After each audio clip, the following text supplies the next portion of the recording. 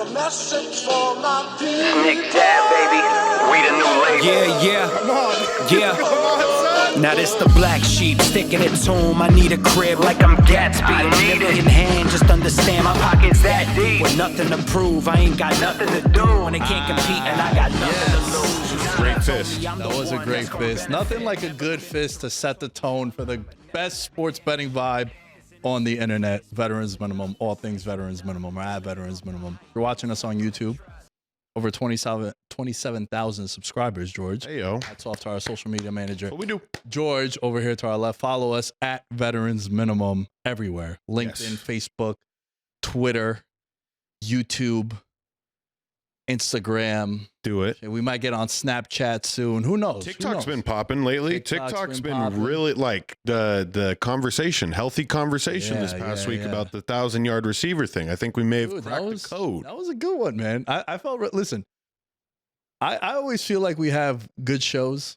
Mm-hmm. There's some shows that I leave and I was like, that was a fucking banger of a show. Mm-hmm. There's been times where we're texting each other after and I'm like, that was a really good fucking show.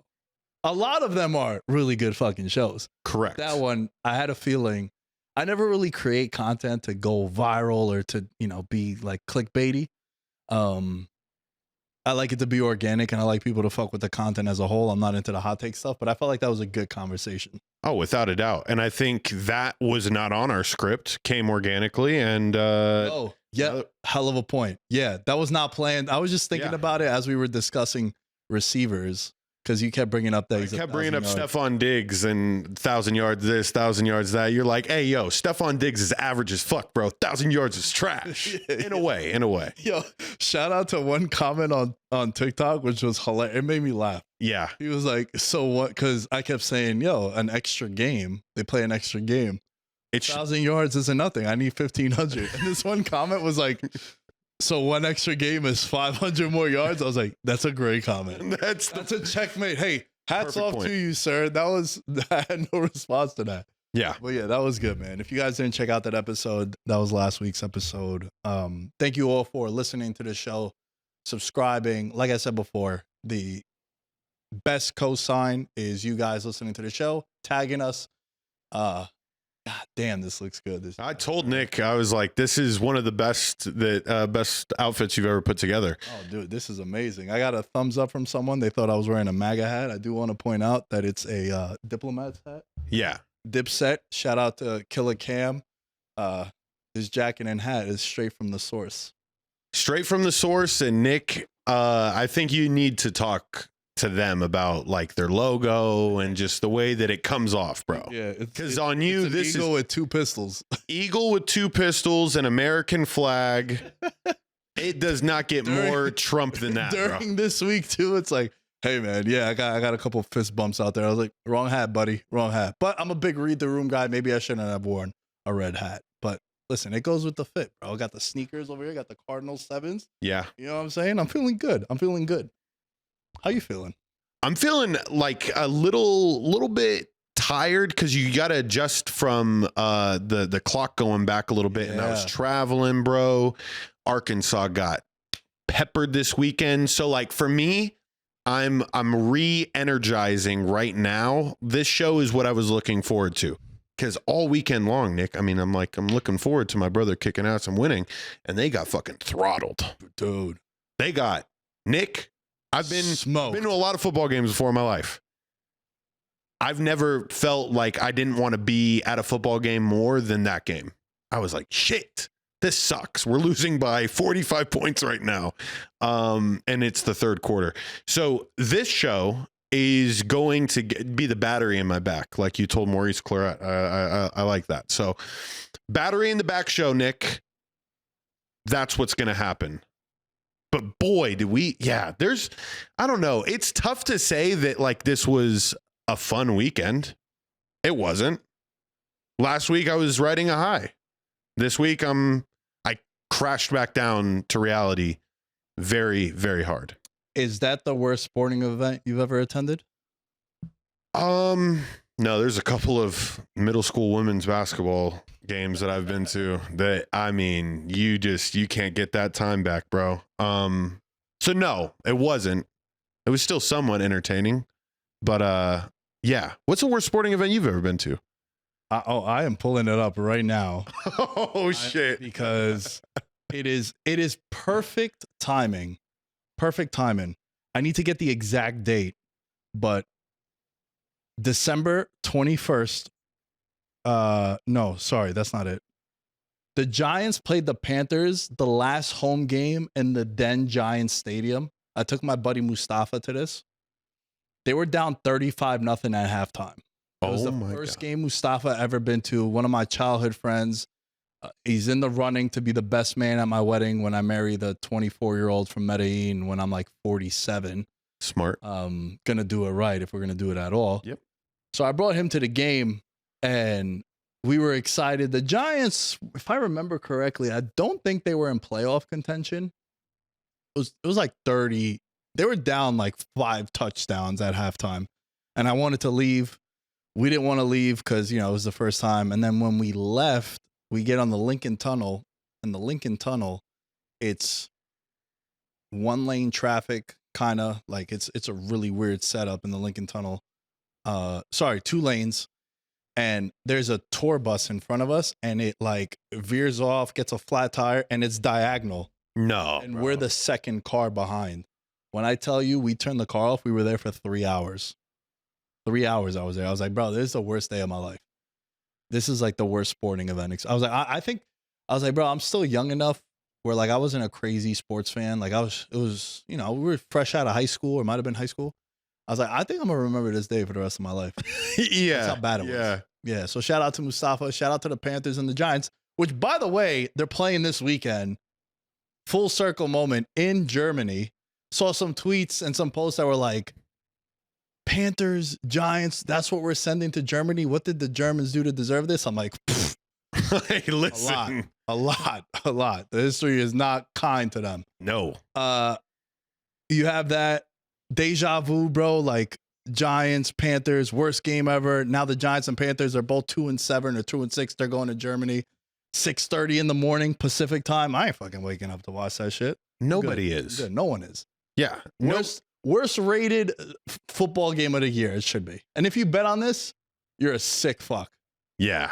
Don't be chasing that hard, bro. No. That's super chasing. That's a rough day of college football, and you're like, I'm going to get it all back to start Sunday. Don't do that.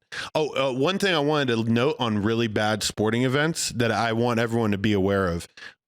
When the game is getting out of hand, right? And you are a home team fan, right? So home team's getting whooped. You're a fan. ESPN and all the camera guys go searching for the saddest fan. So I witnessed that this weekend. I saw all the camera guys and they were like looking and they were laughing, bro. And then I realized it. They were looking for the Arkansas fans that were like crying, the fans that had their heads down and everything. So just be very, very, very cautious of that. If your team is ever losing and you're at home, hey, pick your fucking head up. Because you'll be a meme. You'll be a meme, bro. I told my parents, don't buy me chicken fingers. I don't want to be the sad little chicken finger boy. Just eating something. How can you eat chicken fingers at a game like that? Yeah, you don't want to do nothing, bro. No. It's bad, dude. And, we were talking about this a couple weeks ago, how when you pay for those tickets too, and you guys paid for travel and a hotel or wherever you stayed at, and the time you don't get back. Like, dude, that's one of my biggest fears when I used to go to the Super Bowls. I know, subtle flex, like, oh shit, you're going to the Super Bowl, you're complaining. I was like, because we drove to Indianapolis in 2012 when the Giants beat the Pats the second time. It was like a 13-hour drive. I remember telling my mom, if they lose, it was halftime. I'll never forget, Madonna was performing. And all I remember is the Giants were dominating that whole first half, and then the Patriots took the lead going into halftime. And then they got the ball back. And the whole time my mom was like doing the fucking Vogue dance and all this. She's like, Madonna. And I was like, yo, if they don't win this game, I'm not going home. What a child, bro. I was like, I'm not going home. I was like, so you guys got to figure it out. That's what I'm telling my mother. As she's jamming out to Madonna, dude. Yeah, I was so upset at halftime, bro. And like, think about that. Like, thousands of dollars for the travel, the hotel, because it's a premium weekend. You pay for the tickets.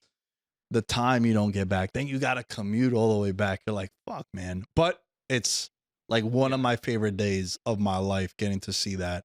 And fast forward a couple years later, I do a podcast with Will Blackman, who fielded the punt that started the game-winning drive for the Giants. So a lot of cool shit's been happening, man. Absolutely. Hell yeah. Oh yeah. You know what? We go. We bounce back. We bounce back, man. We bounce back. I want to discuss a couple of things that, I feel passionate about. And as a lifelong sports fan, as well as now being in media, dude, it seems like we're getting these media versus athlete, fan versus athlete, fan versus media interactions every fucking day. Yeah. And we had a couple over the weekend. Oh, yes, we did. We had Jason Kelce at Penn State standing up for his brother during college game day, Ohio State, Penn State, banger of a game. You had that incident. You had Joel Embiid with a columnist. Which the video still has not come out yet, right? It hasn't, but I have over here what was said. Right. And I didn't know this too. And this is what we always talk about. Like, look, if you tell an athlete he sucks or he ain't shit, no one's going to really bark back at you. The athlete kind of uses that as fuel. They'll play along with it. But when you cross that line and you get into religion, you get into families, you get into wives and girlfriends, significant others, that's where it's like, hey, man, we always talk about Khabib and Conor McGregor. Mm-hmm. Conor during the fight is like, yo, it's just business. It's just, and Khabib's like, I don't want to hear that shit, bro. It's not business when you're bad mouthing my religion and my father and my family and my team. Like that's personal to me. And that means a lot to me. And what happened was the name of the reporter, his name is Arthur. I'm trying to get the full name. No, sorry. I take that back. The columnist, a guy named Marcus Hayes. Marcus Hayes, Philadelphia Inquirers, was approached by Joel Embiid. And he published something earlier this month, George, about Embiid's younger brother and his son. Right. Now, I didn't know this at the time, but Joel Embiid's younger brother tragically passed away in an automobile accident when he was first with the 76ers. And the quote was, Joel Embiid consistently points to the birth of his son, Arthur, that's where Arthur was from when I mentioned before, as the major inflection point in his basketball career. Hayes wrote, he often says that he wants to leave a great legacy for the boy named after his little brother, who tragically died in an automobile accident when Embiid was first with the 76ers in his first year. Well, in order to be great at your job, you first have to show up for work. Embiid has been great at just the opposite. And like, look. Yeah. There's some truth to what he said. Like, he's just not available. Your best ability is availability. We know that. But like, bro, I could do without the extra context of the brother and the son, where it's a sense of like, dude's brother passed away. Mm-hmm. And to reference that, I just think that's low. Yeah, it's not where you necessarily want to take your context, but if Joel Embiid doesn't push this reporter, nobody ever knows about this story. Right. Unless you follow the 76ers tight, So I think, like you were explaining earlier, bro, the athlete signs up for it. The athlete signs up for the ridiculing. The athlete signs up for everything to be thrown at him and against him. The family doesn't.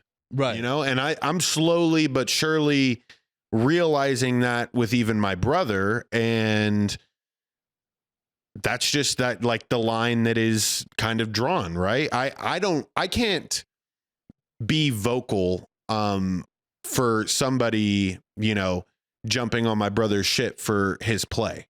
Right. You know what I mean? Like, I know my role in my lane is just to motivate my brother to, look past anything shitty. But whatever decision my brother makes, I'm riding with it. Right? Like, sure, yeah, that's I'm family. If he fucking goes off on the reporter, I'll go off on the reporter. So Joel Embiid's brother obviously can't speak up for himself in this situation. So I think Joel Embiid made that choice and said, this is what my brother would want me to do for that exact comment. And it's still, it's wild to me because I know you, like, the whole thing was like he hasn't been putting time in. I mean, bro, the NBA season's long as fuck, right? They're playing year round. They're putting time in. They're putting a lot more time in than people ever think. So I don't know. A comment like that is, I don't know, just low.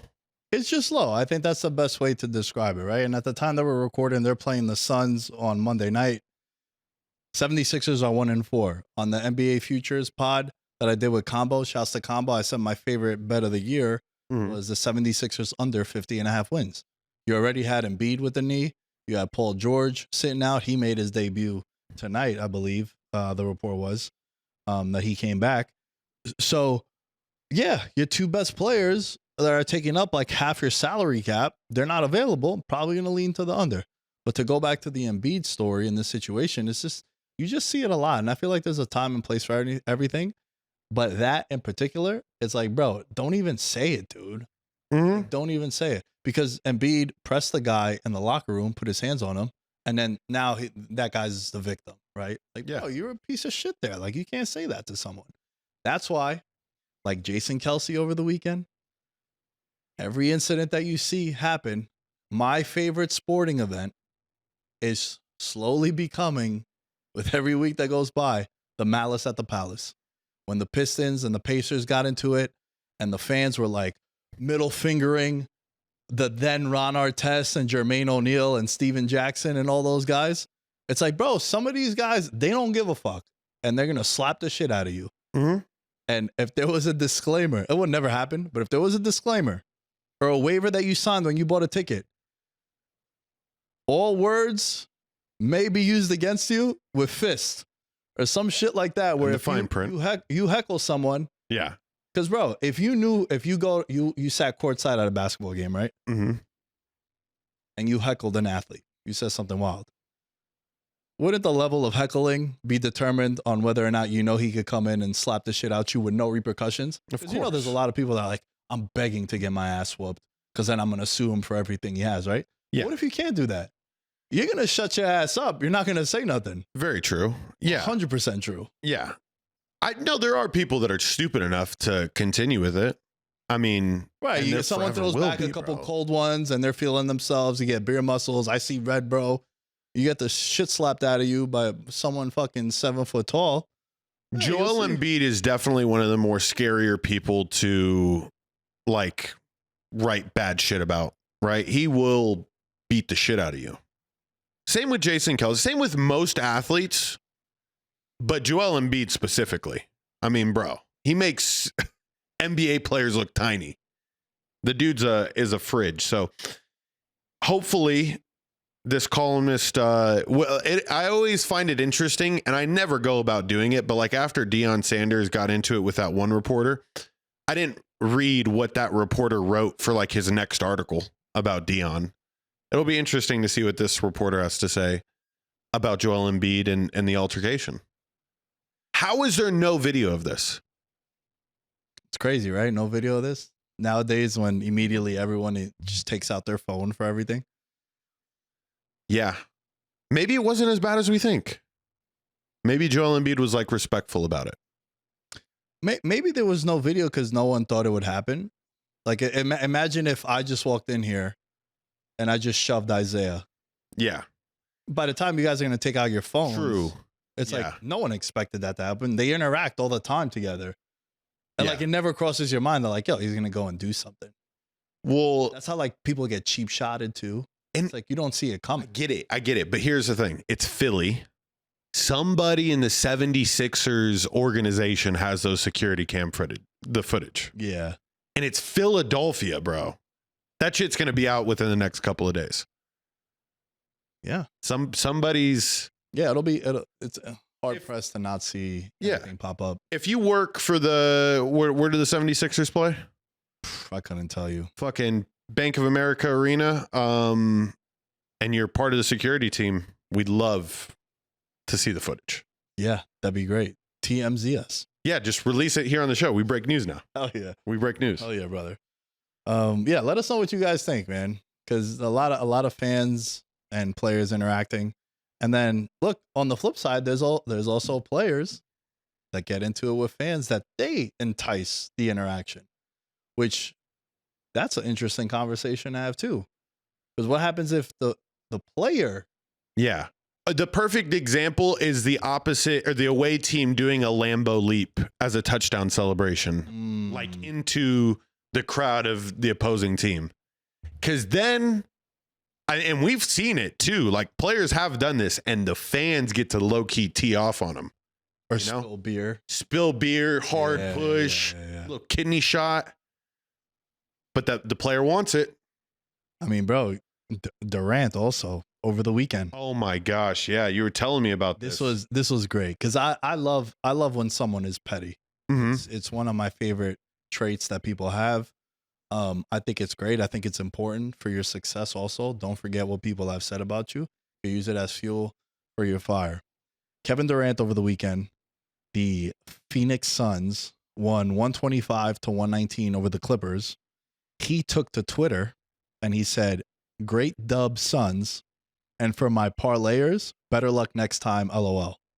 Now, the LOL is always my favorite at the end of a text. Like, bro, just say what you want to say. Don't fucking LOL me right at the end of it, right? Hey, it's a big pet peeve of mine when my friends text me like LOL. Like they try to shit on you and then they said LOL. Like that, I'm supposed to forgive everything because it was funny. Like, nah, drop the LOL, be a man, and tell me what it is you want to say. Voice memo. So Devin Booker had 40.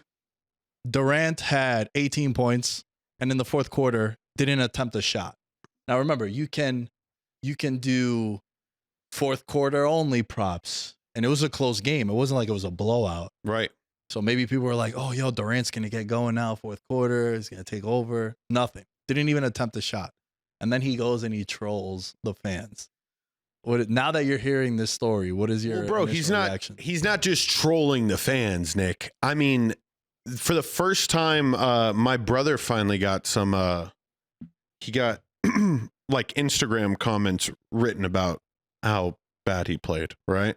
So I know it was provoked by the fans. It's not just him going on a preemptive trolling route. So yeah, like people are just are fucking savages when it comes to losing money. Like this LV Sports Picker dude who commented on literally 18 of Pin and Pool's posts, just saying, you know, he doesn't belong, you know, just super trash.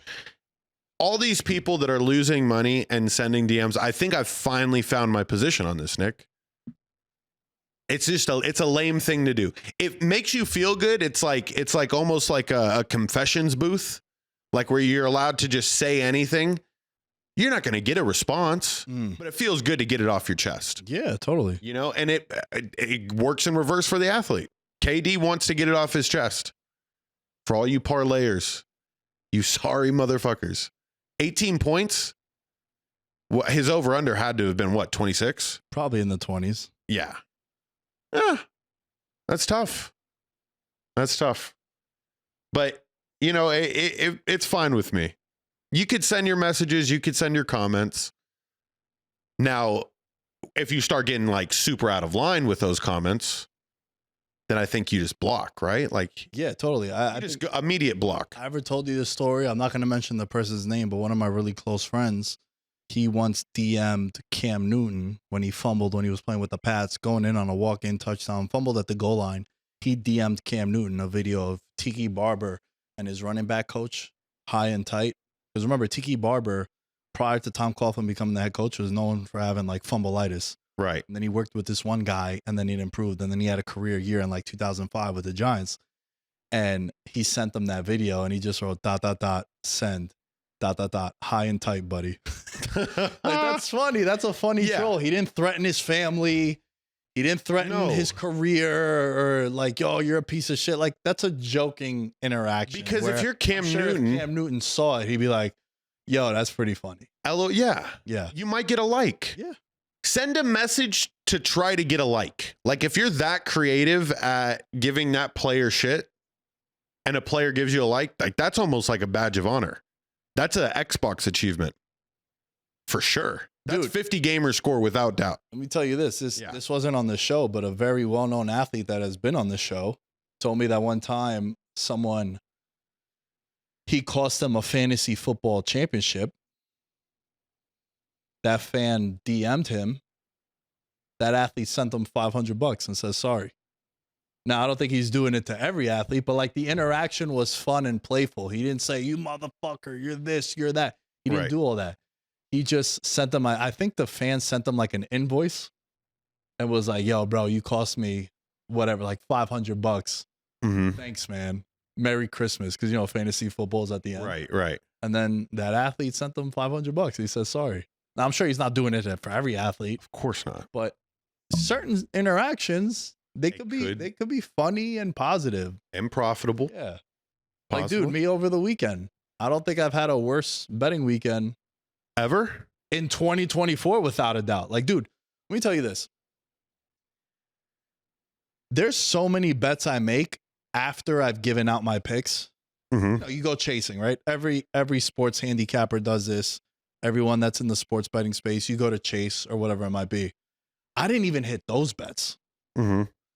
It was, dude, over everything. When I post the graphic of week 9, it's all the laughing emoji. Every single one of them. Like, terrible. Anytime touchdown, 0 for 6. The picks, 0 for 3. The bets I made on my own. And UFC over the weekend. Crushed UFC. Won like $1,600. Lost all that. Then I deposited $400. And I'm like, I've only lost $400. No, I really lost like $2,000 on Sunday, bro. That's rough, Nick. I burned through fucking 4 sports betting apps. Wow. I got smoked, bro. It was bad. And I was just like, yo. And it's what do you think it is? Because I don't know what it could be. You've obviously had stretches like this before, right? This can't be like the coldest. I could tell you the worst weekend of my life betting was probably the Volkanovski Korean zombie card, where like Chimaev fought Gilbert Burns also. I don't remember what UFC number it was. It might have been like 273, 274. I lost every single bet I made. I had my mom's phone with me when I was watching the fights at my buddy's house, and I deposited on her phone because she didn't have one of the apps at the time. So I was able to get a mass deposit, burn through my accounts. I think that weekend I lost like $3,500. Holy shit. In bonuses and all that. Like, it was bad, dude. And I remember being like, I'm so happy it's not football season because I didn't bet for like 2 weeks. Crushed. I got crushed, bro. And then, I think this weekend was like that too. But the thing that upsets me more is that UFC was so good. And oftentimes I don't have, like, I've never had, luckily, thank God, sports betting gods, I've never had a weekend where like I did shitty in UFC and NFL together. But what happened was I did really well in UFC, but then NFL I did so bad that it negated it. I might as well have had a shitty UFC weekend. So to that I say, I apologize. We got crushed. It's one of the reasons why we also charge $5 on Patreon. Yep. Because it's not as devastating. Correct. 16 cents a day, patreon.com/veteransminimum. We will bounce back. We are having a very solid year. Anytime touchdown is still carrying us. We do have some futures that are still alive. Things are good. The football season has been profitable. But boy, were we just punting money. Yeah, 0 for 5 for me as well this week, Nick. And in the Westgate contest, I went 1 for 4. So, and Cameron and I were tied for 48th place. Like, we were like in the 6-week contest, we were right there, dude. A game back from having a chance at winning 10 grand. Like, oh my God. And then to have a 1 in 4 week just fucking killed me. So I do feel like, you're having the better year out of the two of us, but we've officially hit the halfway point. So now I think I can like flush the first half. And Nick, now that I know what I know about the NFL, I'm done taking bad teams. I'm done doing it. I'm only taking the top 6 at the beginning of the year that were projected to win the Super Bowl. I'm picking them the rest of the year in some way, shape, or form. I don't give a fuck who they're playing. I'm done trying it out with these weak ass teams. Oh, bro, I remember last year I was saying the same thing. Like, if you have a shitty offense, I don't care how many points you're catching, I'm not going to back you. Yep. The fact that the Giants didn't cover yesterday was sickening, bro. Absolutely sickening. I don't understand why so many teams are going for 2. I don't understand why teams kick field goals when it's still going to require the same amount of possessions for you to win the game. So, like, for example, my stance has always been the same. If you kick a field goal, say you're up 3 scores and you kick a field goal, right? Mm-hmm. And sorry, the team that's down 3 scores kick a field goal. You're still down 3 scores. Like, I'm only kicking a field goal if now it's all right. I only need the ball back 2 times. Yep.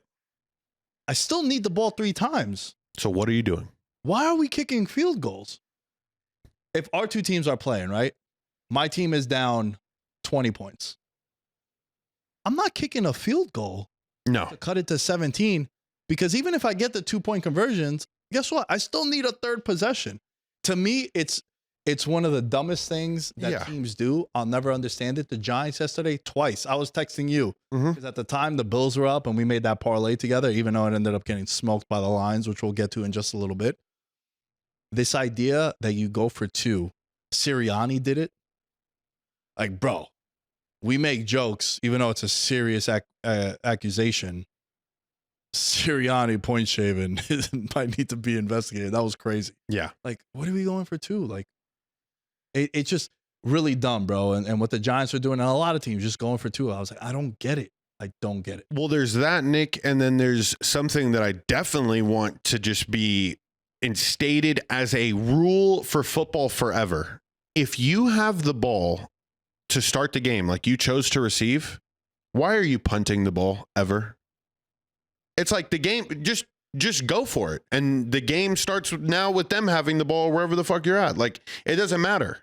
To me, you should always, always, always try to score on your first drive. But yet again, you see teams forfeiting on some like 4th and 2s. And you're like, what is happening here? You know, on your side of the field, or they try to run shitty fake field goals. But anyways, the Giants, you were able to keep me informed on that one. And then they did what I thought would happen, right? They got Dexter Lawrence hit our boy Jaden Daniels up a little bit, bang him up, but it still didn't slow him down at all. Yeah. I text you, biggest drive of Daniel Jones's career right here. TD and get the 2-week cover. And then a couple minutes later, oh man, doesn't even get the ball off for the 2-point conversion. And then you go, just went through TSA now. I'm in a massage chair watching this shit. I go, fuck, I wish he scored there. We should have covered this game. They went for it twice. They went for 2 twice. And then you're like, it was a really tragic witching hour for me today. I go, please be gentle tomorrow. Pause. Bro, I was sitting in a massage chair so sad yesterday. Like, I'm in Tulsa, Oklahoma, leaning back, just, you know, like, and just watching all of my bets lose just one by one in a fucking quad box on my iPhone. Impossible to know what's happening, by the way. I had to like pull it up. Now I'm getting off the massage chair. I'm wasting money. It was just bad. Continuing our conversation, I go, I've went 2 for 15 on anytime TDs since I said this might be the anytime TD year. Help. And then I go, need Green Bay to cover this game. Bad. And then immediately as I text that, Jordan Love throws the pick 6, and I just ha-ha'd my own text. It was one of those days, man. It was one of those days. Yeah, we watched it all burn. Mark Andrews, no touchdowns for him because Zay Flowers goes bananas. Dude, Zay Flowers, man. Been balling. He has been balling. Yeah. I will say this, because I have been doing a little Bo Nix update for everybody. Bo Nix missed so many wide open touchdowns yesterday. That game should have been within that 9-point range. The Broncos should have covered. They literally, like, Bo Nix overthrew 2 wide open touchdown passes. But he's still, his pocket presence, elite. So stock is still high for the Broncos for me. That loss wasn't as bad as I thought it should have been, right? Like they had their opportunities. They just missed it. It's better than not having those opportunities at all and really getting crushed. So yeah, don't stop buying stock on the Broncos. I'm done though, because I'm only taking the top 6 from the rest of the year. But that's where we're at. Let's do a little recap of the picks. Ursulita had the Giants. Ursulita's 1-8. So if you've been betting against Ursulita, you're having a career year. In this economy, Bijan Robinson, 2 touchdowns, didn't even get one. I told you Tyler Algier would get a carry. Minus 180 anytime, bro. And I usually never lay juice on a guy close to 2-1 favorite to score. Even though Derrick Henry's been crushing every game he's scored this year. Trust me, now 7-2 on the year with the Packers plus 3.5. Also had the money line too. Toxic one was Chiefs -9. I don't know what the score is right now as we're recording. And Adriana was the Bills -6. Adriana is 3-6. And this economy is 6-5. Though the 6-5, one of them was Derrick Henry. We had some plus numbers on there, so that's been good. Ursulita 1-8. Trust me, 7-2. Toxic one pending the Chiefs is 4-3. So I'm 16, 13-1 on the year. In this economy, Adriana and trust me. That's sick, dude. All right. Ursulita for me this past week was Saints -7.5. Derek Carr is not back. We will be touching on that in a little bit. So Ursulita for me this year is 4-3. In this economy, I had Mark Andrews touchdown. We just talked about that. Didn't hit. But in this economy for me this year is 3-5. Trust me was the Giants. I love the number. I predicted that they would lose by a field goal. And they didn't get the 2-point conversion. They should have lost. Yo, listen. I had it literally. We talk about this all the time, and some people don't understand this concept. And it's always one of those situations where people will say, "Oh, well, you're saying this because your bet lost." That was the right bet. Mm-hmm. That was the right bet. If they play football the way it's been played for 100+ years, and you just kick the PAT after, you lose by 3. Yep. But we got to get cute and creative. And recoup for the losses that we didn't get for the first time. Exactly. Yeah. So trust me, this year is a perfect 500 at 4-4. The toxic one for me was Vikings -5.5. And dude, I mean, up until the second half, that was looking solid.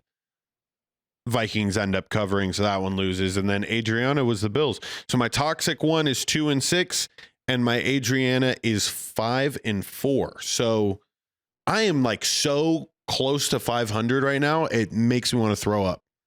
Like I either want to be like super bad or really good, Nick. Is that wrong in me in saying? Like, nah, totally. For the show, nobody wants to watch. I'm wearing fucking a brown shirt like I'm a 2K60 overall character right now. I'm middle of the road. That's what they give you when you create. Yeah. Do you not play 2K?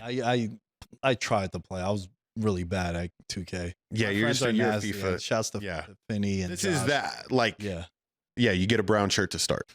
I'm a brown shirt, bro. Oh man, all the 2K fans out there just chuckled. Yeah, it was rough week. Yeah, let's do a Patreon read and then let's dabble a little bit and talk about the games, man. I feel like we haven't done a game by game recap in a while. Oh, and we need to. And there's a lot to discuss. All right, Patreon.com/veterans minimum. We are currently at 78 paid members. Shout out to Jordan Morgan, Victor Madrigal, and Ross's boss, baby. Yeah, shout out to Ross, continuing to feed the boys. Fucking love to see it. Yeah, shouts to Ross, man. Really good feedback on that show, Vegas culture. I got a lot of heat for my strip club comments. Whoa. From a couple of girls that are trying to be the +1, but they're not yet the +1. So to that, I was like, yo, mind your business. Whoa. You know, you could just let me be. I don't bother nobody. I'm getting the fist bump. I see the fist bump out the corner of the eye. Right? I see it. Yeah, I was just like, yo, listen, I don't have a girlfriend. I could say these things. I'm pro sports betting. I'm pro football. I'm pro wrestling. Pro Colombian chicks. Pro strip clubs. 5 things. 5 things, baby. 5 things. Patreon.com/veterans minimum. Big ups to the following members: Daniel Gibson, Mahul Patel, Abel Rezin, Ben Coetzee, and Christopher Velasquez, Derek Platees, Devin Rendon, Dylan Chadwick, Jordan Raleigh, Jerry Shapiro, Mike Stevens, Nick Crummich, Thomas Robinson. The $1,000 club. There is 4 of you, 5 of you, 6 of you. Holy shit. 6. Holy shit. Daniel Gibson, Christopher Velasquez, Derek Platees, Dylan Chadwick, Jordan Raleigh have pledged over $1,000 American dollars in the history of the Patreon. And to that, thank you all so much. Thank you. It means a lot, for real. We got a couple people in the high hundreds closing in. If I mentioned your name and I haven't sent you merch for this accomplishment, please reach out to me. I know Dylan, I just sent out some shit to him. Jordan got some shit a couple weeks ago. And not shit, fire merch. Yeah. Which I'm doing this even though it's not merch that you can get from the shop, but it's all within the family. Facts. Merchandise.veterans minimum to get your merch. Yeah. Shout out to everyone. Thank you for the support. We're trying to get to 100 Patreon members by the Super Bowl. And remember, for $1 American dollar, it's about 3 cents a day. You could pledge to the Patreon. You could do it. You could do it. You could do it. You won't even realize that on your statements, bro. No. Dude, by the way, you know what I realized today? Netflix, $22.99. Hey, Netflix, how about you come out with something good regularly? Like, I'm sick and tired of Netflix, bro. Bro, it was $10 like 6 months ago. Where have I been? Nick. I also wasn't paying for Netflix for the longest time because I was password sharing. Sorry. Yeah. Oops. No oops. But still, like, bro, $22.99. I watch no TV. If it's not live sports. Why? Yeah. There's no need to watch it. No, Netflix literally is stealing money from people. Like you don't have good movies anymore. You've had the same TV shows that were waiting for season 2 and 3 forever. And you have one good fucking like murderer documentary every month that I should just be able to purchase for like $3. I wouldn't mind doing that. I'm not even into that shit. Who cares? Fuck Netflix. Fuck them. Unless you partner us, give us some money, then we'll take all our comments back. We are willing to we're put in the show. Netflix red right now. You know what I'm saying? Yeah. Okay, George, let's talk a little week 9. Yeah, where do you want to start, bro? What was your favorite thing from week 9, or the thing you want to talk about? Oh, there was like literally. Okay, favorite thing. Is it victory lap? You called it. It is time to take the victory lap on the Saints and Dennis Allen being fired. I called this at the beginning of the season. I was 2 weeks off, Nick. I was 2 weeks off. I said that he would be fired by week 7. We have finished week 9 and he just got fired. But we didn't expect them to win 2 games at the beginning. So the thing that nobody predicted, literally nobody predicted them to win against the Cowboys that early. Other than that, I'm right on the money here. Now, I did say in my prediction that the Saints would now go on a historic run to win the division. It could happen. I've seen crazy shit happen. This would be one of those crazy things. And I don't see as to why they can't do it. Now they have gotten rid of the cancer that was Dennis Allen. And when you get rid of the cancer, good things start to happen. You saw Josh McDaniels last year with the Raiders. He gets out, the Raiders come back, and they win for Antonio Pierce. Same thing for Rich Bisaccia whenever John Gruden got fired for the Raiders. A lot of Raiders interim coaches that you have to give as an example. Yeah. But it means something because the Saints now go to Darren Rizzi, which, by the way, great name. I've been preaching that the Saints need a coach with Riz, and not only did we get a coach with Riz, we got a coach that is named Coach Riz E. So I'm fired up, bro. The Saints finally have a coach that has energy on the sidelines. It's going to feel great to watch football again. So that was the most exciting thing. I can cheer for the Saints. You know how shitty it's been not cheering for the Saints this year? I love the Saints. I knew I wanted them to fire DA, so I've been secretly cheering against them. And then this past weekend, I make them my fucking, I don't know which one it was. They were my Ursulita. And now I get to finally put him as my Adriana. All right, we're back. The Saints are back. Where does this coach's name ranked as far as like iconic sports names? You got a couple, bro. Can I read you some good ones? Yes. This guy played for the Red Sox. He was a pitcher. Dick Pole. Are these players or are these coaches? This was a player. He was a pitcher. Oh Dick my God. Pole. That's a good one. You got Boots Day. Okay. Major League Baseball player. Coco Crisp. Coco Crisp was Top great. tier. Yes. Right. Danger Fourpence was a soccer player who played in Greece. Shout out to the Greeks. Wasn't Greek. You have Dick Trickle. That's a good one. NASCAR.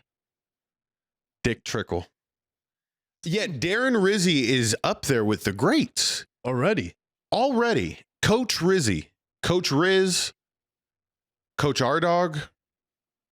He's got energy. He literally said, Nick. Danny Drinkwater. Soccer player.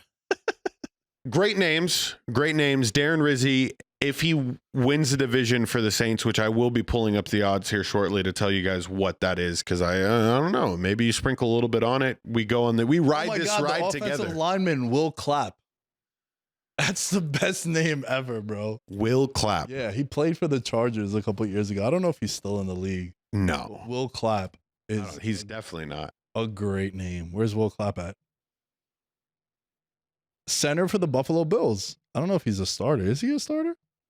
Will Clapp, bro. That's hilarious. Amazing. Will Clapp. Coach Rizzi to the rescue. He said in his press conference today, I promise you we are not going to be boring to watch. Coach, this could go really bad for you. Like if you guys are boring to watch the rest of the year, you will be fired at the end of the year, because in the Instagram story, which by the way, I've been loving making Instagram stories. I feel like it sucks that they go away after 24 hours, and I'm not a fan of highlights either. But I like collaging shit together. So if you go to Veterans Minimum, the Instagram page, and you saw my little, I called it an Easter egg. John Gruden. I put John Gruden there. If Coach Rizzi doesn't get it done, we're getting John Gruden. It's just the way it's going to be. That'd be dope. They played really bad this week, Nick. I've been just talking about how excited I was for them to get fired. Panthers beat the Saints 23-22. Bryce Young, whenever you watch Bryce Young play, doesn't his voice just annoy you? Like when you can hear him say, make checks at the line and shit. Cadence. He just sounds like weak. Yeah. Not a strong voice. Here we go. Like Dak, right? Good voice. Good Dak, voice. Great voice. Yeah. Bad play. Bad play. Terrible play. Yeah, man. Listen, I think, by the way, toxic one, it's 24-24. Might be heading into overtime, so they're not going to cover the 9 points, which is great for that. So we got one on the board. There we go. We're back. Good job, Nick. We might be back. To your point. Listen, bro, I'll tell you this much. Bryce Young, I don't know. I don't want to overreact and say, well, now he figured it out after he got benched, but he looked impressive, bro. He looked impressive. He showed you some downfield stuff to Leggett. They were working Chuba Hubbard a lot. He scored twice. Mm-hmm. It seemed like he was sure of himself. So maybe the benching did him right. Some teams were calling the Panthers for Bryce Young. It's like, bro, you can't give this guy up yet. Yeah. There's no way. Everything you mortgaged for him, you can't then be like, hey, Giants, hypothetical, we'll take a 5th round pick for him. What? No chance. You have to ride it out and see what happens. Mm-hmm. But look, man, I think it was very promising. Game-winning drive by him. They were 7.5-point underdogs at home. And that's why the coach got fired the next day. Like, bro, we lose to the Panthers. And it was funny because it was a back and forth on social media. Cam Jordan and JC Horn, he was like, bro, we got the same record. So why are you trying to Cam Jordan said something along the lines of, we lost to the Panthers. Sorry, New Orleans. He's like, bro, we got the same record. Who you fooling? I was like, that was good.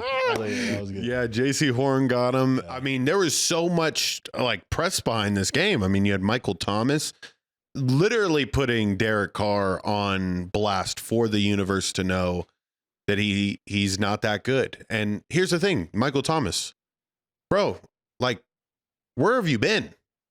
What, like, it's tough for me to take your tweets seriously when you've been like 1 foot in, 1 foot out of the NFL for like a while now. So we all know this about Derek Carr. You're not like breaking like news waves or anything.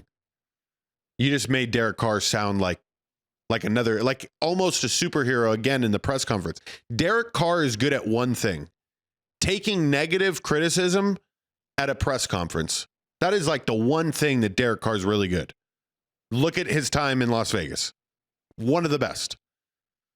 So, yeah, Mike Thomas's comments saying that he sucks and retweeting all these stats about Derek Carr's the most losing quarterback in NFL history over like the past 11 seasons. Yeah. Did you find it comical? How do you feel about Michael Thomas? Oh, bro, I think Michael Thomas, weirdest career a wide receiver has ever had in the NFL. I have been saying this when I was back in fucking Queens recording still. This dude came into the league, Larry Fitzgerald 2.0. No comments, no issues, no diva talk, never really celebrated crazy, never threw on anyone under the bus. Comes into as a rookie in 2016, 1,100 yards. 2017, 1,200 yards. 2018, 1,400 yards. And you're like, oh, this is probably the receiver he's going to be. Nope. 2019, 149 catches, 1,725 yards, 9 touchdowns. Then gets paid. Then the fuckery starts. And look, he got hurt right away when he signed his deal. Yep. Guy signed for $100 million. How many times have we seen receivers bitch and moan that they haven't gotten paid? And that's when the antics start. This guy was clean cut. That's why the Saints were like, bro, here's $100 million. Whatever it was, $60 million guaranteed or whatever the contract was. But here's a $100 million contract. One of the first wide receivers to get that big kind of money. You're great. You're a team ambassador. You represent the organization well. Nothing crazy. And then, bro, it's like money changed him. That's kind of what it seemed like. Yeah. And I've been saying this for years. Weirdest career wide receiver I've ever had that I've seen in like the last 15 years that I've been really understanding and following football. Yeah. And the only thing that really will save Michael Thomas now is, and it could happen because a lot of the players, ex-players, and people that were in the organization are talking really badly about the training staff. And so if something ends up coming out and proving that the Saints training staff was as bad as they are saying it is, then he does have some merit behind where his career went. I mean, he signs for $100 million, bro, and he scores 4 touchdowns over 3 seasons. It's like, shit, dude. This is one of the many bad Saints investments, but the best thing that could have happened to the Saints this weekend, it happened. I could not be more excited to finally be rooting for Houdat again. And I think the players are excited too, bro. Like they were sick and tired of his ass. Paul Rizzi, special teams coordinator who had a successful fake punt this weekend. Who's riding high. Oh yeah. But yeah, what's the next game you want to hit? Well, I think we definitely need to discuss Buffalo and Miami. Buffalo wins 30-27. Josh Allen continues to ball. Shout out to Tyler Bass, who hit a monster field goal, career-long field goal, 61 yards. I think it was awesome because remember, there's a guy who missed a field goal in the playoff game. Yeah. And got like crucified. He was really emotional after. And as a former D3 kicker and high school football kicker, I do love kickers, even though I hate them in fantasy football. I think they swing leagues way too much. Kickers is a very volatile position. But it was cool for him. That shit looked like he could have hit it from 70. That was really, really dope. You weren't hoping for the miss and then the potential push for Adriana? Nah, not really, man. That's all I was thinking. I was watching that field goal and I was like, miss. Yeah, well, you see, fucking nailed it. This is where I hear what you're saying, Yeah. Because remember, we did have 6, which if it would have went into overtime and they scored a touchdown to end, so you push there. Yeah, that definitely could have been something. It didn't cross my mind at all. I was just hoping that they would win because I have Josh Allen MVP at 9-1. True. And now I think that he's starting to separate himself, I think. He didn't have Amari Cooper, and this offense, especially in the second half, started balling. Mac Hollins scores a touchdown. The tight end Morris catches on that like super improv play by Josh Allen, which is one of the reasons why he's so great. Like you like him doing some of the reckless stuff for as much as he does turn the ball over in the past, which this year he's been protecting the football. Hell of a play by Jalen Ramsey in the first half to get that interception off Keon Coleman. Oh, bro, that was literally my one note from this game. Yeah. Well, other than you bringing up the field goal that I was hoping to be missed, I was like, if Keon Coleman holds on to that, we covered no problem. Yeah. It literally shifted the entire momentum of the game. For sure. And like, Buffalo just has Miami's number now. They've won 6 straight, 13 of the last 14 against them. McDermott is 15-2 since becoming the head coach. And Josh Allen just owns Tua. We were talking about that last week. That's why I loved Buffalo. They were covering that game, but I'll say this, bro. Miami, for as much shit as Tua gets, they fucking need him. We were talking about his splits with him in the lineup and him not in the lineup. They definitely need Tua. Yep. Like Tyreek, you're like, oh shit, he's 20 yards downfield. This is nice to see again. Yeah. And A-Chan was running wild, and I think a lot of that had to do with people not stacking the box because they had Tua and the receivers that you had to worry about. Look, man, Buffalo is 7-2, and I think this team is different from years past. He has balance in his offense, running game, the tight ends, all the receivers, everyone. Like Shakir is not a superstar, but he's becoming a problem. He's very good. Like every time I watch him, I feel like when I think of Shakir, I think of 7 for 70. Just a bunch of just like Wes Welker routes, right? And he goes to him on crucial downs. And I think he's a very important piece. I liked what I saw from the Bills. They were able to buckle down in the second half. And if you try to blitz Josh Allen, especially this year, good luck. 7 of 9 for 97 yards and 3 touchdowns when they blitzed him. Money. He was money. He's fine. He's poised, bro. Like there's a maturity in his game that is very, very, very evident. I feel like this is what we saw in Patrick Mahomes like 3 years ago. Like we're like, it just, no matter what situation is thrown at him, he's not rattled and he has all the answers. Josh Allen at one point in time was rattled. Then he stopped being rattled, didn't have the answers. Now he's that perfect blend. And yeah, there's no reason why he should not be the MVP if he continues to play this way. And the Bills finish 15-2. Yeah. Yeah. Yeah. 14-3, 15-2. It's theirs. And it's his. Yeah. It'll be difficult. Yeah.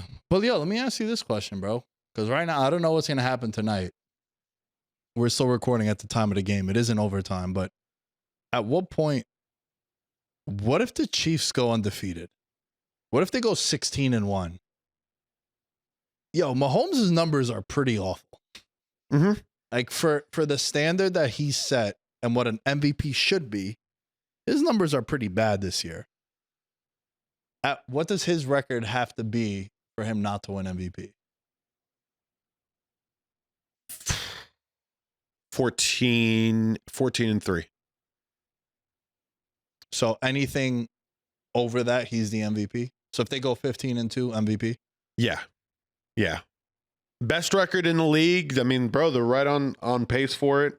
They got the ball now with 5 minutes left in overtime. Probably means that. Oh, and they're on Tampa Bay's 7-yard line. So, yeah, bro, it's going to be however they swing the narrative. This can happen where the media does talk like the way we're talking right now, and they say, he just doesn't have the numbers. Logistically, we should not be putting our vote towards this person. And I think those conversations will happen because that remember last year we were kind of like in that MVP limbo where it was just whoever got prime time at the end of the year and rode the storylines. What happens when there's two really, really, really good front runners? People get critical. And then once people get critical and they look into it, it'll go to Josh. That's the way this is going to play out.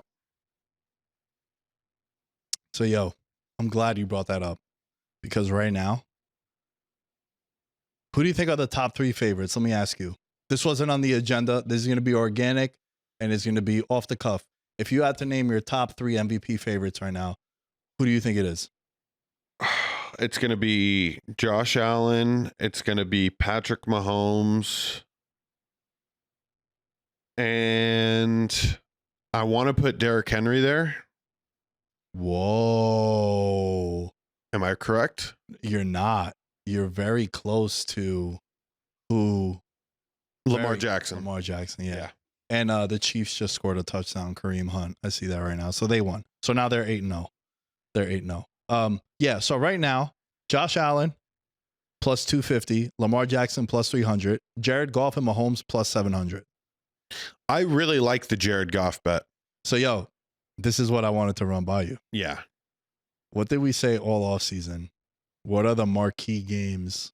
Late in the year? Late in the year and the primetime games. Does Goff have them all? Ready for this? Yeah. Primetime game at home versus the Packers in December. Beautiful. As America's game of the week, Bills-Lions is going to tie into, that could be the Niners-Ravens of last year. Like, yo, Goff and who wins this one? That game's in Detroit. Then they got at San Francisco week 17. Wow. So he checks the boxes for a guy to buy in on right now. Yeah. Right? And now let's go to Buffalo. Buffalo, they kind of only got that Lions game in prime time. December 1st, they play the Niners on Sunday Night Football. But like, yeah, it's a pretty weak schedule, bro. Pretty weak schedule. You're as playing far as prime time is concerned. The schedule, he plays the Pats 2 times in the last 3 weeks. He could go out there and throw like 8 touchdowns to no interceptions, but no one's going to care about that at 10 a.m. Pacific. That's why I think Jared Goff right now, if it goes into our theory of who has the most primetime games, that's something we should definitely consider, bro. Yeah, it's 7-1 right now. I think Lamar is having a better year than he did last year, but I don't think they would give him. No, because Derrick Henry's taking the shine, and he don't have no crazy games this year. He has at the Giants, home Steelers. I believe that game is like, at Texans, which is on Christmas. Remember they play those Christmas games. I don't think that he wins it. So I think Jared Goff might be the play right now, bro.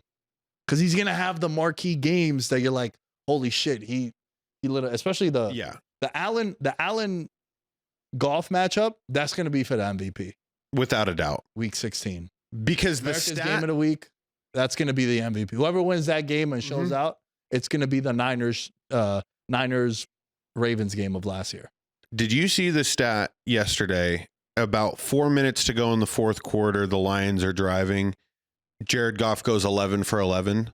The 4th time this season that he started the game perfect 10 for 10 throwing when he went 11 for 11 against the Packers this past weekend to start the game in cold weather, in the rain, in the shits, throwing the ball well past 10 yards downfield. There's no better pocket passer in the league right now. Not a single one. I would say Josh Allen's more of a on the run type thrower, and that's why his only real competition there. Kirk Cousins maybe is another one. I don't want to put Sam Darnold in there, but yeah, Jared Goff is just an elite company right now. And that offense is doing all the right things. Here's another thing to keep in mind going forward. You got to pick the quarterbacks that have a great run game. Throwing the ball becomes so much easier when you have all the linebackers trying to tackle Jahmyr Gibbs and David Montgomery. Like, they are just the Lions. This is their year. I pray to God they don't line it up at the end of the year, but I think it's going to happen. Okay, so I was watching the Rams game yesterday. Rams winning overtime. Mm-hmm. By the way, plus 490 last week. Now plus 220 to win the division. I love it even more. Even though Puka was throwing fucking lefts and rights and got ejected from that game. Tough guy. Cooper Kupp is so back. That dude is just, triple covered. Where's Cooper at? He'll do he does that like side shuffle down out of bounds. Yeah. Where like he'll toe tap like 7 more yards and like he's off balance. It's the best, bro. I love those receivers. Kieran Williams, fucking DeMarcus Robinson, game-winning touchdown, one-handed. What's up? Great defense. Mm-hmm. Hell of a ball by Matthew Stafford. Yo, check this out. The Lions have beaten Stafford 2 times since they played each other. Last year's playoff game and then week 1 this year. NFC title game. Rams are gonna beat the Lions in the playoffs. Yep. I'm making note of this right now to clip it to go back. Nick, please, It because would be I need this is the reality though. And I'm not lying to you. I was showering fucking 3 hours ago and I'm putting in my beard wash and I was like, "Oh my God. Although the Lions are doing good, they're still the Lions." And then I just like finished like shampooing my beard and now we're talking about it again, bro. And dude, There's listen, still it sucks. Yo, so I always think of this, right? Like, if you're a fan of the Lions, isn't that your worst nightmare? It is. Like you're like, bro, I'd rather play the Packers. It's in division. We know them well. Hell, I'd rather play the Niners, get revenge. I don't want to play Stafford. Don't want to play Stafford. And it would be in Detroit. Again. Yeah, I think that is something to definitely monitor. I said it when the Rams were fucking 1-4. I'm like, yo, they're going to get the receivers back. If they're healthy, those receivers, I'll take them over anyone in the league. This was before Godwin and Evans. Those 2 wide receivers in that system with Matthew Stafford and McVay. Now you see your Tutu Atwells. You see DeMarcus Robinson now, who's like a red zone target. He leads the team in red zone targets. Granted, the other guys haven't played for sure, but I mean, yesterday they were playing, and he got it to DeMarcus Robinson. And you got the running game, and you got some offensive linemen back. Defense is very aggressive. They're high risk, high reward. Mm-hmm. Right? They had a long pick 6. It was like 106 yards. I think it was the longest play of the season this year. And yo, dude, we talk about this all the time. You're gonna have that matchup of head coach and quarterback. How many better are there in the NFC? In the NFC, at least, they might be number 1. If they're 1, then because it's definitely not Philly. Okay, the Eagles are winning. Lions. Eagles fans hate. Yeah, so it'd probably be Lions, and Packers Rams. would be the next one. I'm worried about Green Bay because I think Love is like seriously hurt. Like Love has all the signals of dude had a torn fucking meniscus since Brazil and he just like manned up through it. Like that guy's definitely getting surgery the day after the season ends. And I know a lot of football players do, but his is gonna be like, damn, bro. Round of applause for Jordan Love playing well this year despite that. Because he cost them that game yesterday. I felt like at one point when it was 17-3, maybe they go to a Malik Willis just because like maybe a spark. Yeah. He's been playing well with them. But, bro, there's just been something about this Rams team. If I got Cooper Kupp, Puka Nacua, and now these new weapons that have emerged in the time they've been out with Matthew Stafford,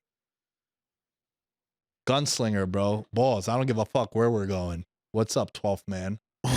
Yeah. Got the shit kicked out of him. Bombs away. Yeah. He's a beast, bro. He's a beast. How long till the Seahawks move on from Geno Smith?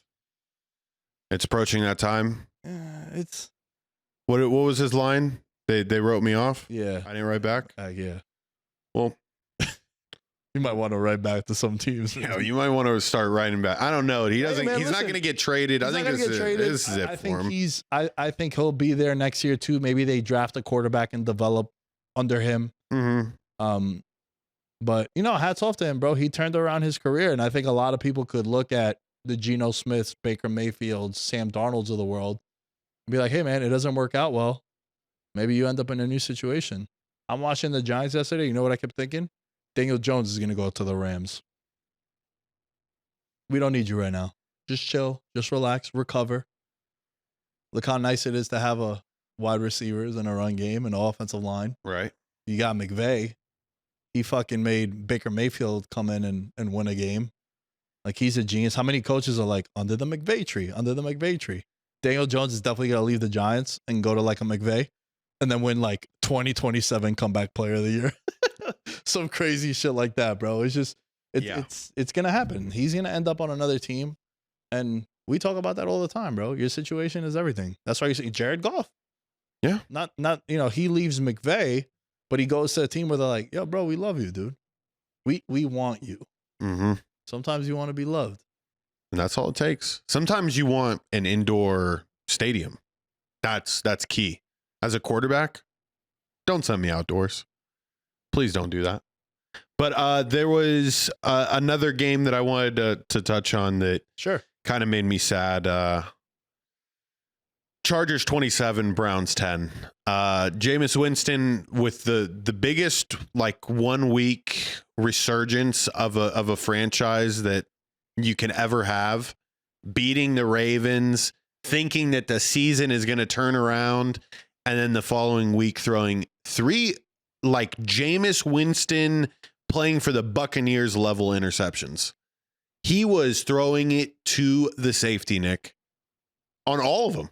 Like it was some of the worst quarterbacking play that I've ever seen from JMO. And yeah, Browns fans, like this is, if Jameis Winston is throwing picks for you guys, yeah, it's over. What are you going to switch to DTR if things start going really bad this year? Maybe they should just adopt like we're only going to run Wildcat. Like just be that team. Or like they run maybe like a double wing toss like fucking West Point in the 1940s. Just have fun with it. Yeah. Your season's over.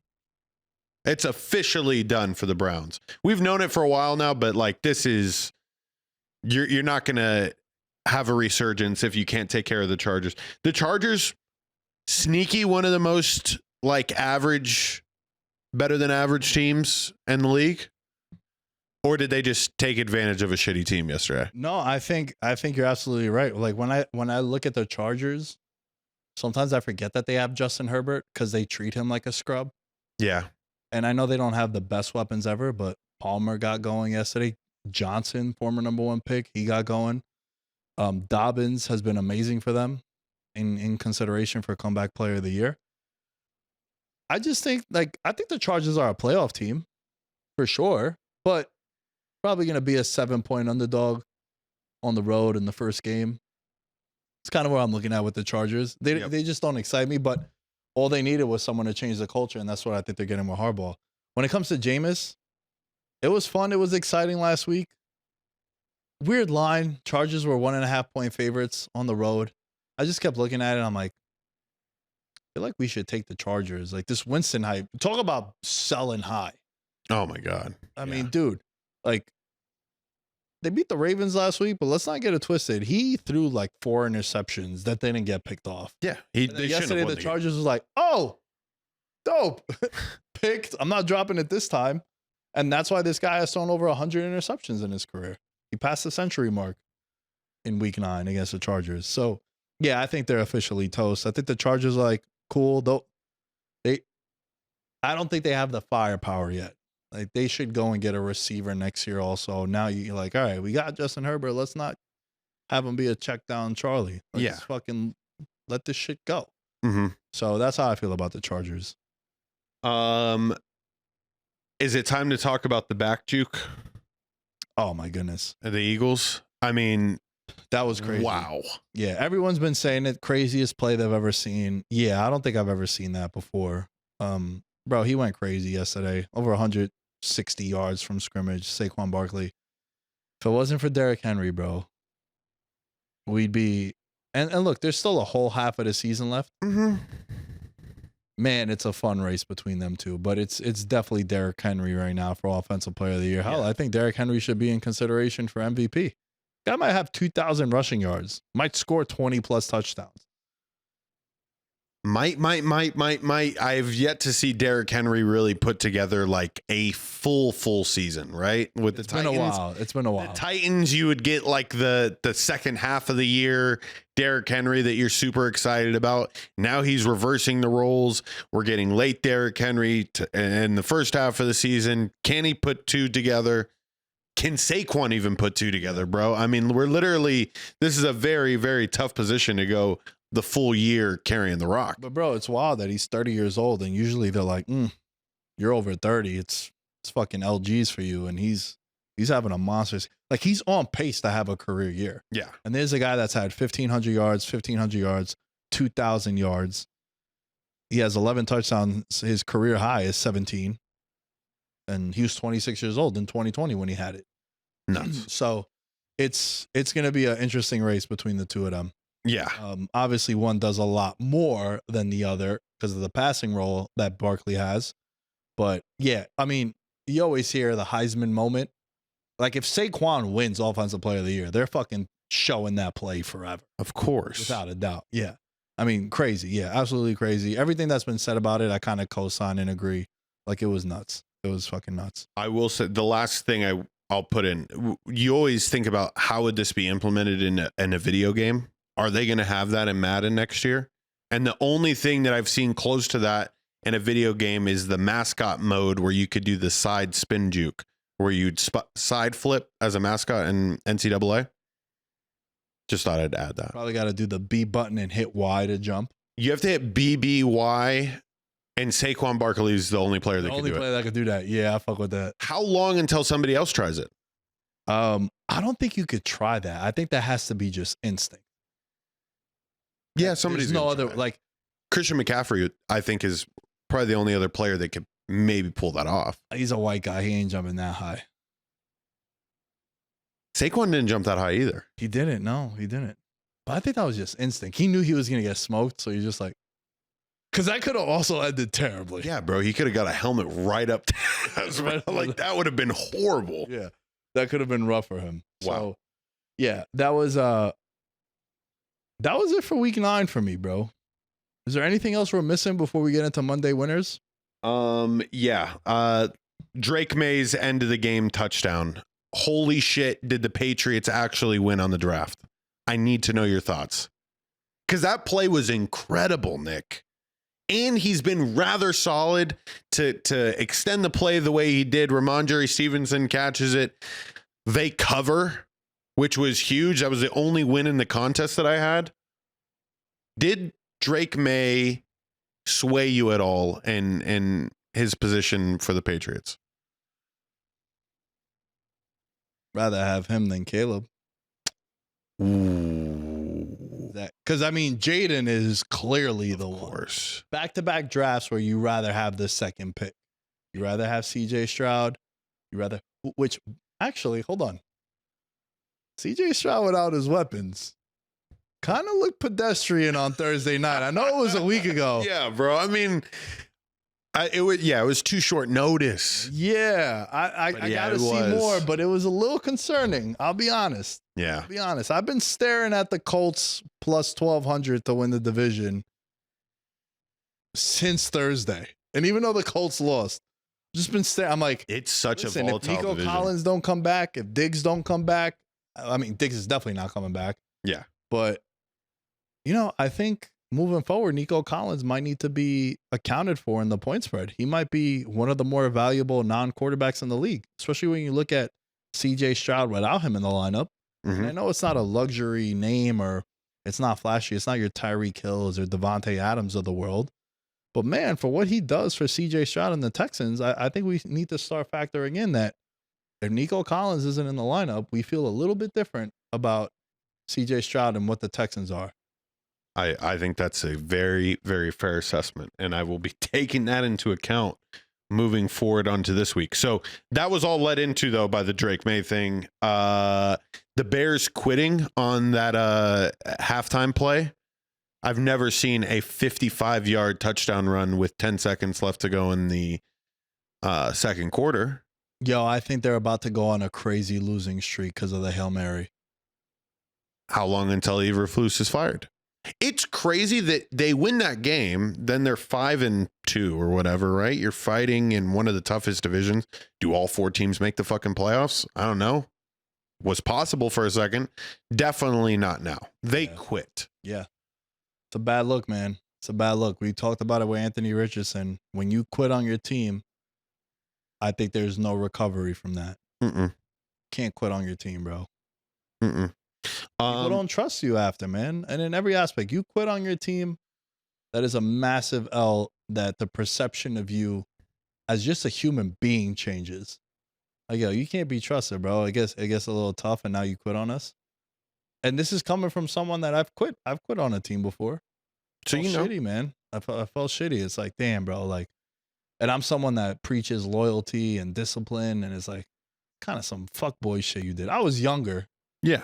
Right. But like, I look back at that, I'm like, damn, what a fucking bird I was, bro. It's tough, bro. I was a teacher. I was a 21-year-old teacher telling all these kids to not do certain things. And yet I would go home and do them every single day. It really fucks with your psyche and your mind, you know, like you even just trying to work it in that way. Yeah. Quitting and preaching things that you're not practicing. Oh, yeah. Some of the worst. But anyways, I'm ready for Monday winner, dude. Okay. Monday winner. By the way, Monday winners are 6-3 on the year. Sorry. 6-3-1 on the year. Yeah, there was that push. There was a push. Let me see if you've seen it the way I have. There's 2 obvious ones where I'm going to give out 2. It's our show. Who's going to tell us otherwise? But there's 2 that just scream you got to take. Wow. Is one of them Lions -3 versus the Texans? Could be. It's not mine, but is that yours? Well, if you're gonna, I'm just trying to feel you out here because I also like the Patriots +6.5. But I'm breaking my rule that I set about an hour ago of picking shit teams. Yeah. So I can't be doing that. I guess I could take the Lions. The Lions aren't a shit team. Lions is my Monday winner. -3 versus the Texans. CJ Stroud, pedestrian. Jared Goff. Maybe he goes 25 for 25 for 300 yards. He's that good. What's your Monday winner? I would say just pursue with caution all these like 2 and 3 win teams. Because this is really like, you lose this week, it might be done. Right. So example, I think one of the weirdest lines this week is Miami as a 2-point underdog in LA against the Rams. I'm not betting that game next Monday. That just seems very suspect. It's one of those where if Miami loses this week, they're probably done. Fire sale potentially in the offseason kind of thing. I would be very cautious about that. There's 2 that I love. One of them is San Francisco on the road as 5.5 point favorites, 6-point favorites, against the Tampa Bay Bucks. Ready for this? Over the last 2 decades, road favorites coming off a bye cover at a 60% rate, including 26-11, 70% rate when a 6-point favorite or more on the road. Jesus. Niners coming off a bye. Guess who's coming back this week? C-Mac. Christian McCaffrey. Guess what he was doing last week? TikTok dances with Miss Universe. By the way, she asked me to dance. I'd be like, which one? We'll figure it out. Mount Rushmore, great girl. The universe, bro. You know how big the universe is? No. That's like Mars and Jupiter. They said she was... Who voted on it? The world, bro. Miss Universe pageants. All those. Shout out Olivia Copo. Shout out my running back. Political. Is back. There's hotter girls in the world. Yeah. Go to Colombia, you'll see a bunch. Right? Hell yeah, brother. Colombia's got some Miss gems. Infinity Universe. Infinity Universe. Yeah. But I like the Niners -6. Todd Bowles, when facing a team that has more time than usual to prepare for his team and his career, meaning more than 6 days to play him, 0-5 against the spread. Oh my God. I love the Niners to beat the shit out of the Bucks, and then we're like, oh shit, are the Niners back? That's what we'll be talking about next Monday. I can tell you from now. Next Monday, we'll be like, yo, George, are the Niners back? That's going to be a talking point on the show. So I love them. And then hopefully you guys listen to this before Thursday. There is no chance in hell I'm not taking the Bengals plus 6.5 Thursday Night Football against the Baltimore Ravens. I love this. It's probably the biggest spread that there's been in the Burrow Lamar era. 6 points. Oof. Listen, bro, a couple weeks ago they played each other. It was a crazy shootout. The Bengals should have won that game. The Bengals gave that game away.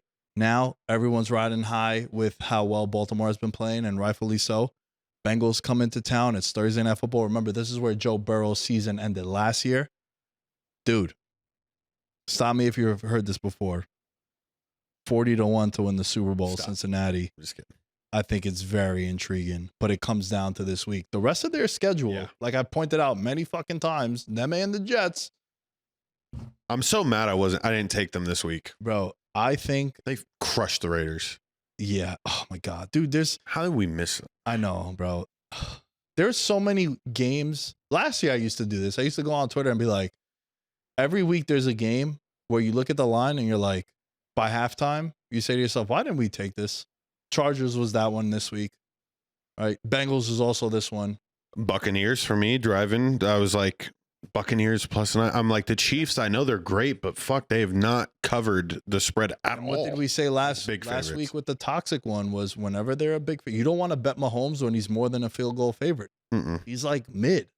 When he's a dog or less than a field goal, the GOAT. Like the best record ever. It's like 87%. It's something ridiculous. And I just like the Bengals. I think that Joe Burrow's able to do whatever he wants to this defense. Their defense for the Ravens and the Bengals also. Like I think Lamar's going to have a monster game. But I think that the reason the Ravens are not going to win the Super Bowl this year is because of their defense. Lamar Jackson is 7-18-1 against the spread when he's a favorite of 3 to 10 points in his career. And then Joe Burrow as an underdog of more than 3 points, 16-3. Remember, it's sort of the same trends we were talking about a couple weeks ago. And I think if you're the Bengals, this is a must-win game for you. I even like them on the money line plus 250. Bengals plus 6.5 and on the money line, Monday winner. Get that bet in right away. It's not going to be 6.5. So I'm going to get this graphic up right away. Need this one. I also like the Steelers plus 2.5 versus the Commanders coming off a bye week as dogs. The Steelers are a lot better than people are giving them credit for. Yeah. A lot of games this week. Should be entertaining. Can the Bills stomp on the Colts like they should? 4 points, that seems low. The Saints with a brand new coach. You bet against them? Going up against Atlanta. Saints to win the division. Still didn't find that number. Let me find that real quick before we go. Maybe you got it pulled up. No, I don't, but they do play the Falcons this week, so that's going to be interesting. Falcons coming off a big win. Dak Prescott out now for a couple of weeks with a hamstring injury. Which is, his hamstring injury covers 3 divisional games. Ooh. Yeah. You literally play 1/2 of your divisional games without Dak. Yeah. Ooh, Trey Lance? I'll tell you this one. Ready for a sneak peek? Cowboys plus 8 this week. That's going to be Ursulita. I like Cooper Rush stepping in. We've seen him step in as a quarterback. We've seen him. So I like Cooper Rush stepping in on that one. That's it, bro. Yes. That's it. Another banger of an episode. Make sure you guys are following me at Nick Dais 10 on all social media outlets. Thank you for the support for the show, whether it's Patreon, YouTube, merch, anything. It goes a long way. It's this show means a lot to me, as you guys know. Been doing this for a while, and it's the sort of backbone of everything that we do here. All things Veterans Minimum or at Veterans Minimum. Shout out to everyone in the Discord cooked me this week. As they should. They should be as cooking us both. Listen, bro, this is what we signed up for, right? Yep. This is what we signed up for. A couple of weeks ago, we said we hit all but one bet. Yesterday, we didn't hit no bets. Shit happens. This is the game that we love. And guess what? We're going to keep doing it. We're back. We're back, baby. George, where can they find you? At Mr. George Carmona is where you can find me, people. Follow me there. Go to that link in bio and just like follow all the other things too. That's it. Peace. Peace. In his element, I'm a gold medalist, bronze like your medal is. So many deer in headlights, but it's bedtime. Hear that supper bell, main course, be the venison. Dab. Most dangerous game. Either kill or be killed.